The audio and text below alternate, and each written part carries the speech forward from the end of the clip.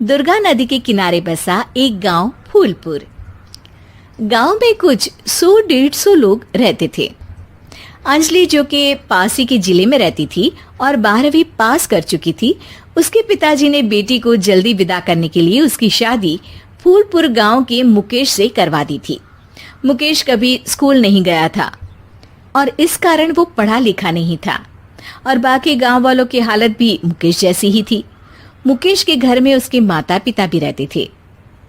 सासू माँ, मैं बाहर मंदिर तक जा रही हूँ, आधे घंटे में आ जाऊंगी। अरे अभी कहीं जाने की जरूरत नहीं है, चुपचाप जाके रसोई में रात के खाने की तैयारी करो। और ये घूंघट क्यों हटा लिया है तुमने? क्या पता नहीं कि इस गांव में औरतें बिना घूंघट के नहीं रहती? रात में अंजलि छत पर जाकर अपनी मम्मी से बात कर रही होती है। तभी गांव की 3-4 औरतें उसे देख लेती है और दरवाजे पर आकर उसकी सास से शिकायत करने लगती है। किसी से फोन पर बात कर रही है, दिन भर फोन पे लगी रहती है। अरे कल तो मंदिर के पास वो क्या कहते हैं, सेल्फी ले रही थी। शहर की बहू रखना अच्छा शान की बात है, पर देखना इसके लक्षण से ये तो तुम्हारे परिवार को बदनाम ना कर दे। ये पहली बार नहीं था जब सास से गांव के लोगों ने अंजलि की बुराई या शिकायत नहीं की हो। अब तो ये रोज की बात थी। अंजलि ये सब सुन लेती है। जब वो नीचे जाती है तो मुकेश भी वहां आ जाता है। सास कहती है, बेटा, लोग घर आकर शिकायत करने लगे हैं बहू के कामों की, देख लो। पति हो, संयम से रखो इसे। माँ जी, मैं तो अपनी माँ से बात कर रही थी क्योंकि यहाँ कोई बात करने लायक ही नहीं है। और अब मैं माँ। ऐसा नहीं है, धीरे धीरे सब ठीक हो जाएगा, तुम फिक्र ना करो। अरे बस कुछ बोलना ही नहीं है, सर पे चढ़ा रखा है बहू को। सास मुकेश की नरम बात सुन के वहां से मुंह चढ़ाकर चली जाती है। मैं तो कहती हूँ हम दोनों शहर चले जाते हैं। मैं पढ़ी लिखी हूँ, मुझे वहां नौकरी भी मिल जाएगी और थोड़े दिनों में आप भी वहां कुछ काम ढूंढ लेना। अरे नहीं नहीं अंजलि, हम यहाँ ना गांव का खेत, माँ पिताजी को छोड़कर शहर नहीं जा सकते। माँ पिताजी को कैसा लगेगा और गांव वाले क्या सोचेंगे?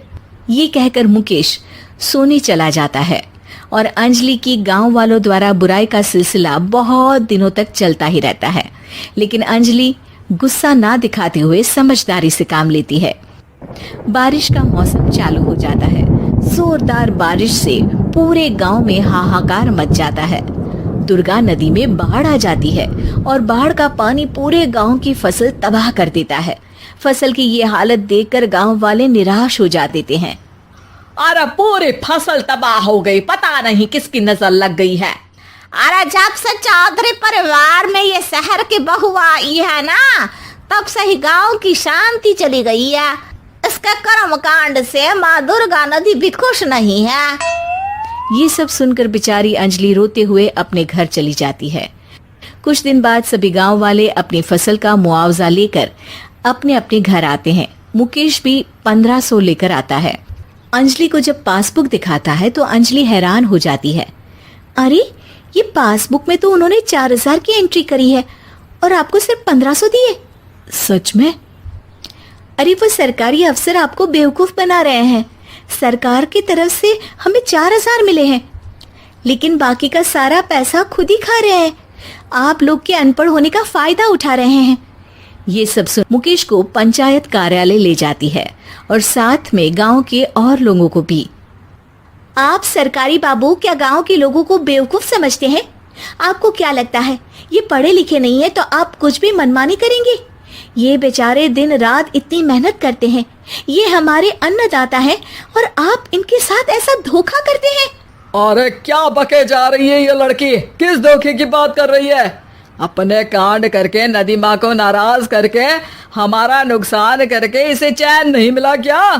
सरपंच जी, इन सरकारी बाबू ने मुझे बेवकूफ बनाया है और मेरे हिस्से के पैसे खुद चट कर गए। बस ये सुनते ही सरपंच वहां से दुम दबाकर भाग जाता है।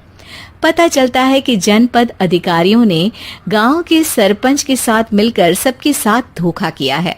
सब लोगों का विरोध शुरू हो जाता है और आखिर में अधिकारी सब गांव वालों के हिस्सों के बचे हुए पैसे उन्हें लौटा देते हैं और कई दिन तक सरपंच गांव में वो तो पता ही नहीं चलता कि ये हमें हर बार बेवकूफ बनाते हैं। हाँ हाँ अंजलि बेटी, हमें माफ कर दो। हम सब तुम्हें बुरा भला कहते रहे, लेकिन तुमने ही आज हमें बेवकूफ बनाने से बचाया है। हमें तुम पर गर्व है बेटी। अब समझ आया कि सरपंच तुमसे नहीं, तुम्हारे पढ़े लिखे होने से नफरत करता था।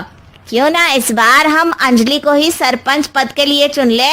क्या कहते हो गांव वालों? पढ़ी लिखी सरपंच। बस पूरा गांव अंजलि के लिए ताली बजाता है और अंजलि की सास उसे खुशी से गले